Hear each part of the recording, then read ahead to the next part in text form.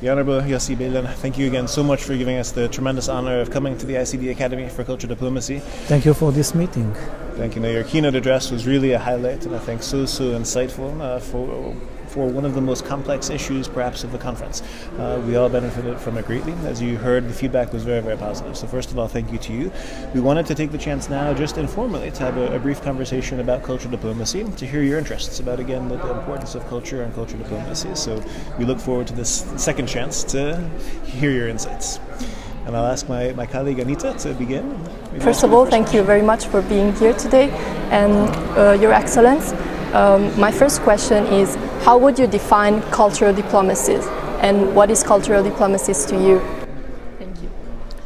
For me, cultural diplomacy is knowing profoundly the cultural ambience of the other side. Understand what is important for the other side, what may offend the other side. And of course there is also the more traditional definition of culture, speaking about arts and things like that. I must admit that for me this is secondary.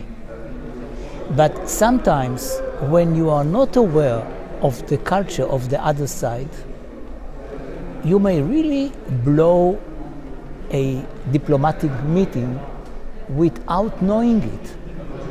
I mean, sometimes you have a meeting with somebody, a friend or a foe, and you feel after an hour or two that it was a very good meeting. And usually, people are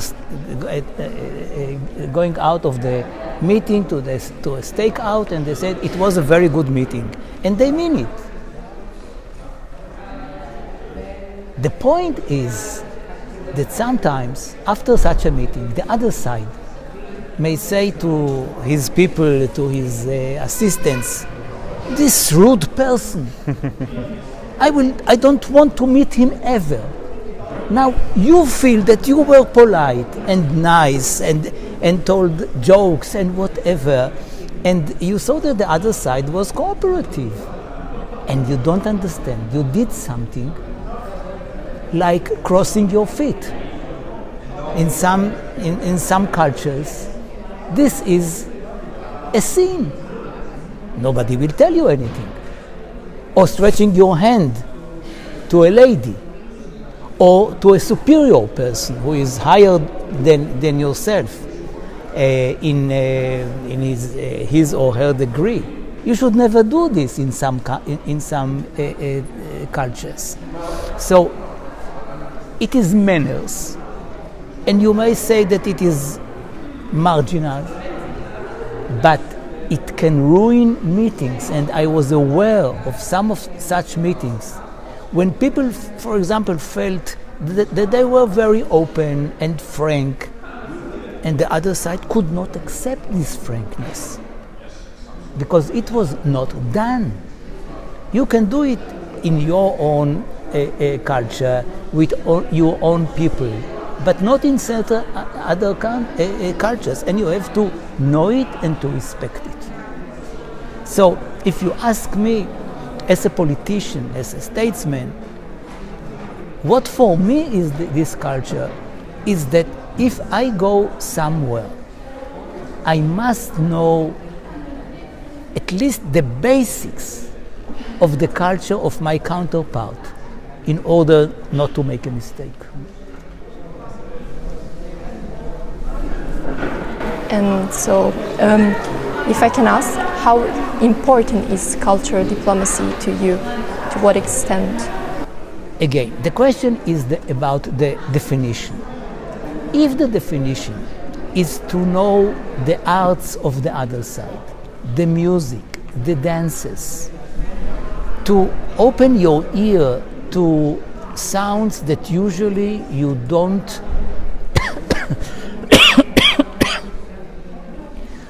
to open your ear to sounds that you are not used to. And that at the beginning they are, oi, I want it to end. And then later on, you find the beauty of this music and can listen to it like you listen to Bach or Beethoven. This is of much importance. But I would not attribute, frankly, to that the most important level of interests. I mean, you can make peace without being in a kabuki theater with a Japanese for 9 hours, for example. It's not a must. It's better than that you can go to the kabuki and say at the end, without lying, I enjoyed it. Okay, but what is important, at least according to my experience, is not to offend. And I mean, it happens also in the same cultures that you don't intend to offend somebody. Sometimes if you want to offend, it is okay. But if you don't want to offend, and you do offend, because something, I mean, was wrong in your, especially in your sense of humor, something that you understand perfectly.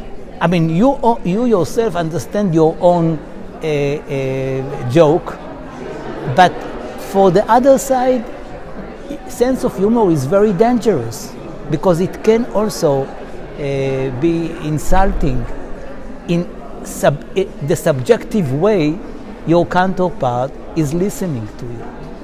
So I think that for me, you have in culture actually two sides. One is like in other areas of life, what to do and what not to do.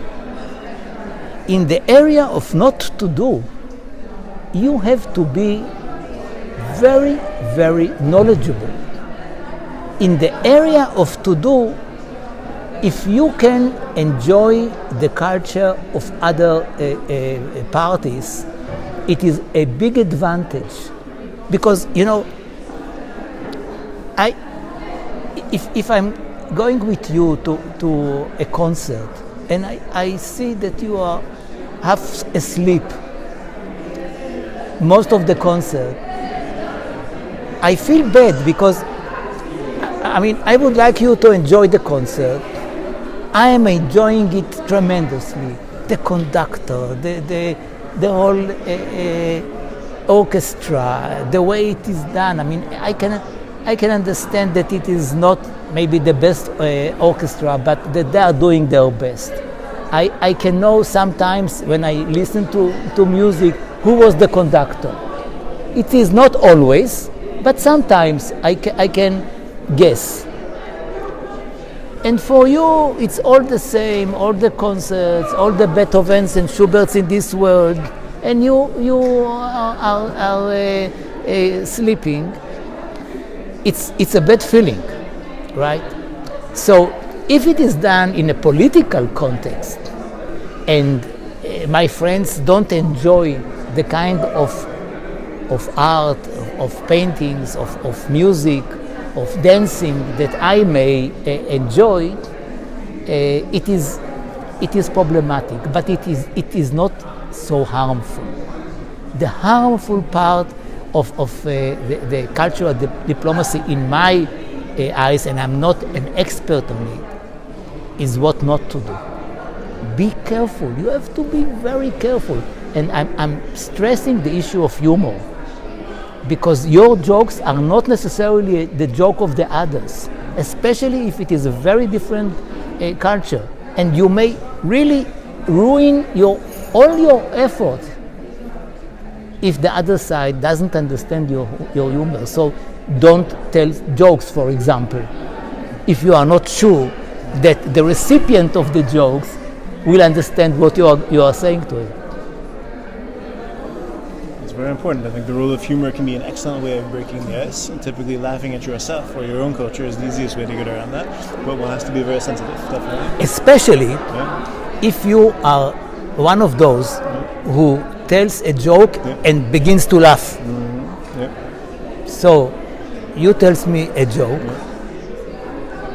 I don't laugh, I don't smile, maybe I don't understand, and you are laughing and putting me like an idiot in the meeting. So it may happen also in the same culture, and it does happen. But if it is in a context of a political meeting with the other side, it may be really harmful. I mean, you know that what people remember of meetings are sometimes such marginal issues. Moments, I mean, that I can tell you that, I mean, I met with one of the German chancellors, and what I remember from the meeting is that he put tobacco on his hand and smelled it.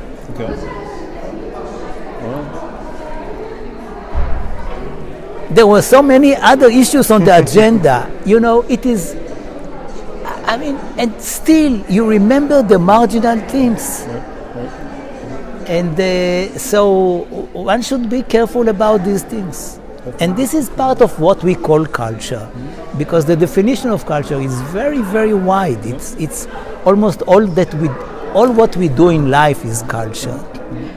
You say he is not a cultural guy. What do you mean by that? Not that he is not a painter or a sculptor. He doesn't behave as a cultural person should behave.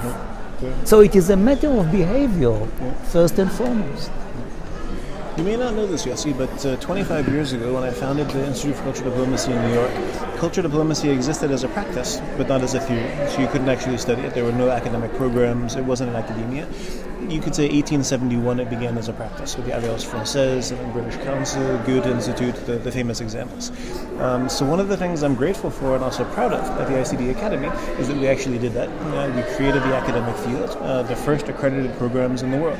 Master's degrees, MBAs, and PhDs. So now it exists. Now we have an academic field, and as you can see, students from all over the world.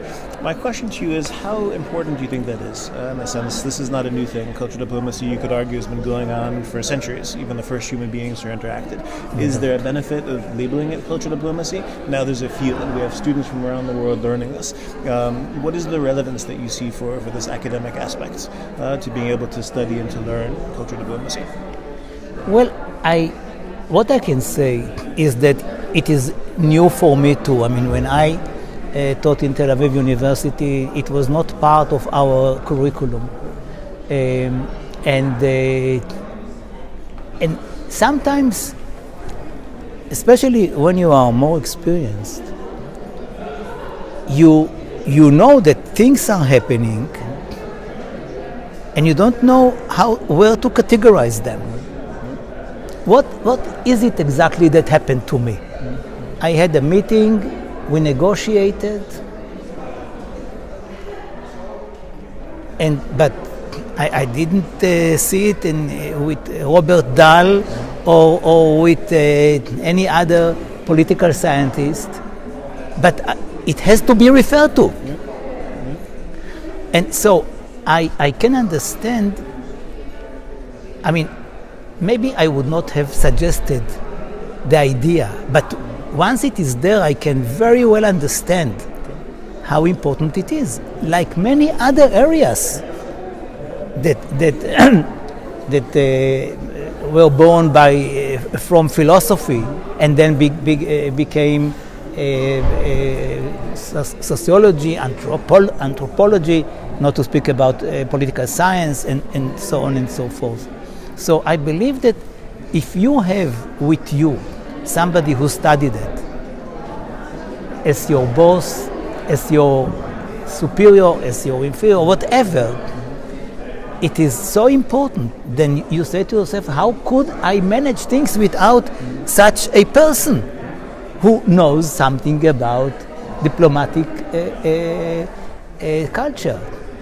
I mean, for example, in the art of negotiations. I mean, people believe that the art of negotiations is you want to sell the car in a very high price, and there is a buyer who wants a low price. Then you meet together and say, no, I go home. I mean, if you don't give me this price, and the other side is like in a market, afraid of you, afraid that you will run, and he says, okay, I am ready to something which is between what you said and I said, and usually it is halfway, and you have an agreement. Nonsense. Nonsense. This is not a way to manage the conflict. Why? Because, or to manage this is not a way to manage the negotiations. Why? Because if you come to the other side and says, okay, these are the issues that I want to raise with you, A, B, C, in our case, Jerusalem, refugees, borders, settlements, whatever. And I'm not going to return home if I don't get all these things. The other side is not aware of what is really important for you, because you don't expose your cards. You know how to negotiate. You don't know how to negotiate, because the other side may say to you, okay, you know what, this is your list, I will give you A and Z. Now what is your compromise? And you say to yourself, how stupid I was. I mean, actually these are things which I put because I felt that I have to compromise on something, not because I want to get it. But you find, you cannot say, I forget about A and Z. I mean, they are not the important things for me. You can't, and you find yourself at the end of the day getting what you didn't want and losing something which was very, very precious for you. Better to say B and C I need. Now, let's talk about it. Now, if you come and say, hey, I want to tell you something. My real red lines are that and that and that. The instinctive way is to say, hey, you are inexperienced. You don't really expose your red lines, because for the other side it is impossible. You will end up by non-agreement. If the other side knows your red lines, and you know the red lines on the other side, you find yourself eventually negotiating on the red lines, because you cannot go back home with all your red lines achieved. No way. Even if it is red lines, even if your boss is telling you, I am not going to give up on any of these red lines, you know that eventually he or she will give up, because this is the negotiations.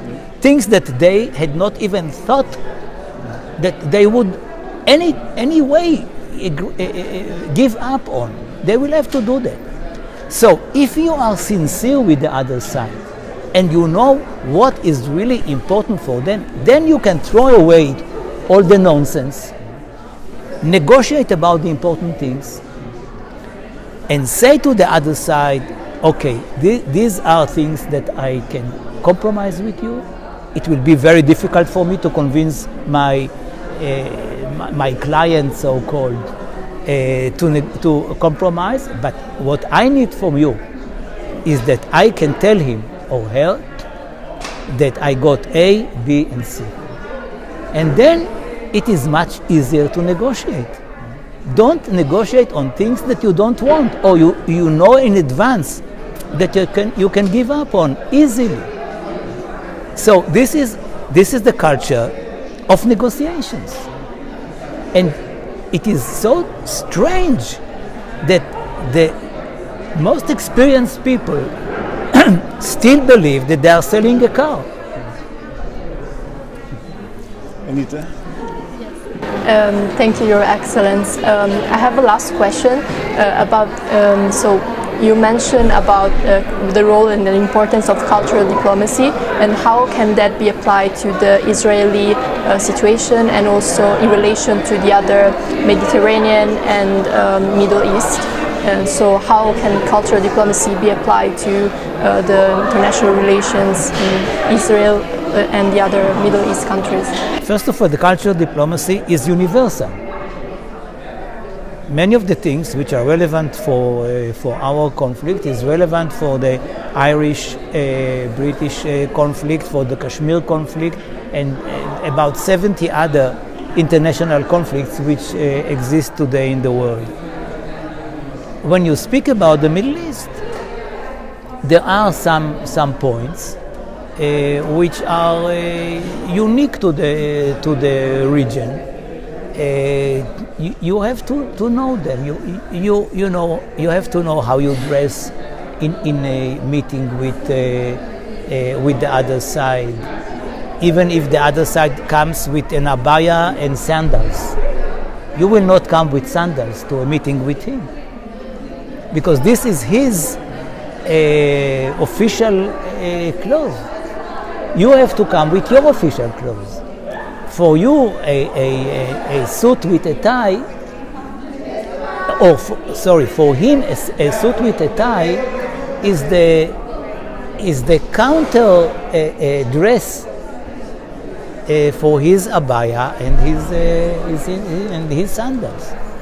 And so there are issues which are quite unique for the region, but generally speaking, it is universal.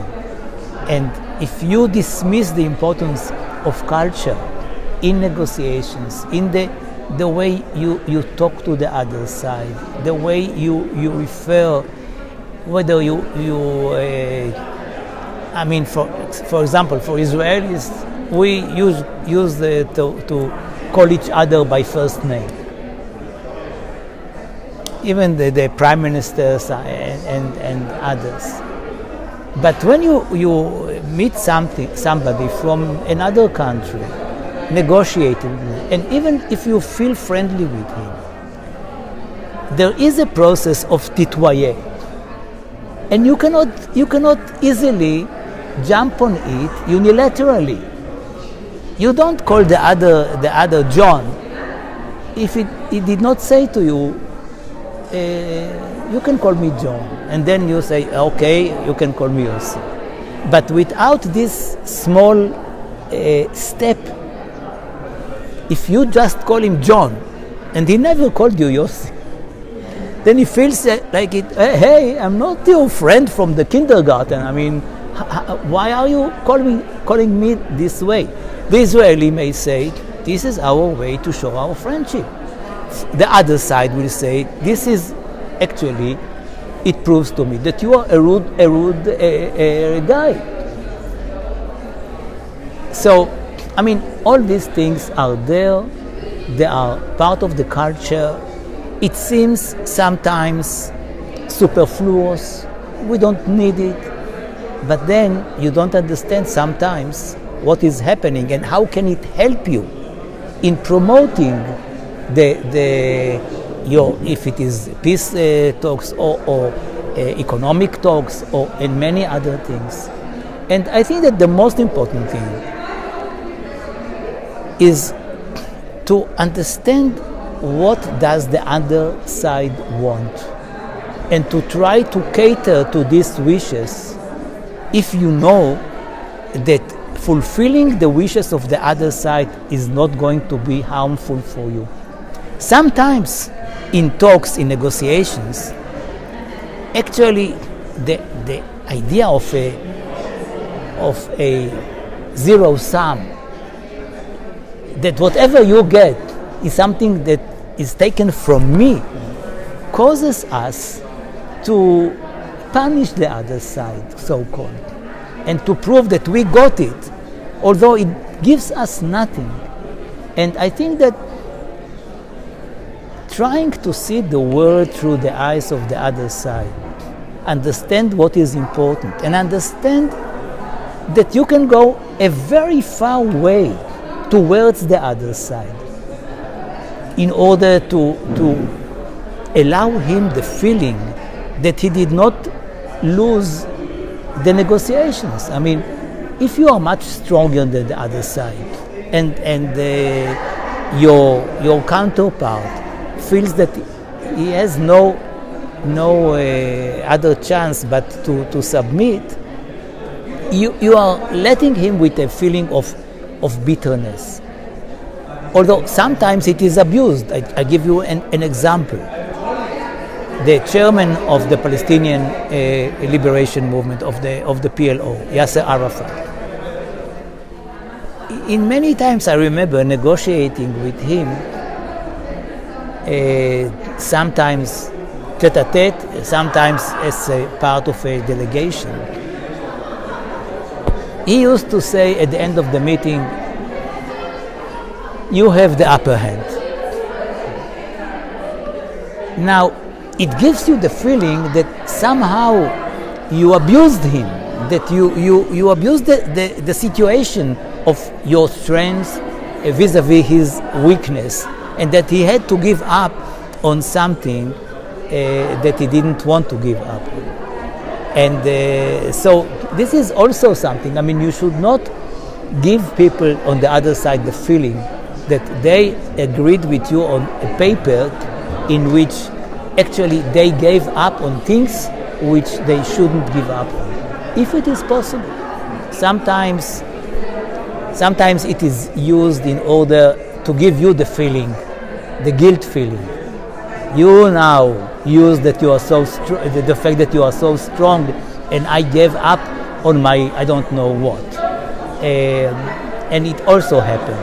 But generally speaking, the feeling of somebody who actually lost the battle for peace or for an agreement is a bad feeling, because eventually he will take revenge, and you don't want it. Excellent. Thank you so much for taking the time to share your insights on cultural diplomacy. I recognize this is a new concept in many ways for you, but I actually don't think it is. I think you've been practicing this the entire time, whether it was Oslo and beyond. So it's helpful to have your insights, and we look forward to developing our collaboration. Yeah, I did not know that I spoke prose like in Molière. All my life I spoke prose. Wonderful. Exactly. Yeah, but I think that speaking prose is not enough. Of course. You have to learn how to write, and to have also the capacity and the intellectual ability to talk prose or to write prose. And what you are doing is exactly that, to systemize the area, the field, and to educate a young generation towards understanding the importance of this part of the interference, the interfacing of the other side. It's not just to smile and to try to be nice. Sometimes it is wrong. Of course. Thank you very much, and we look forward to your next visit. Okay. Thank you. We have to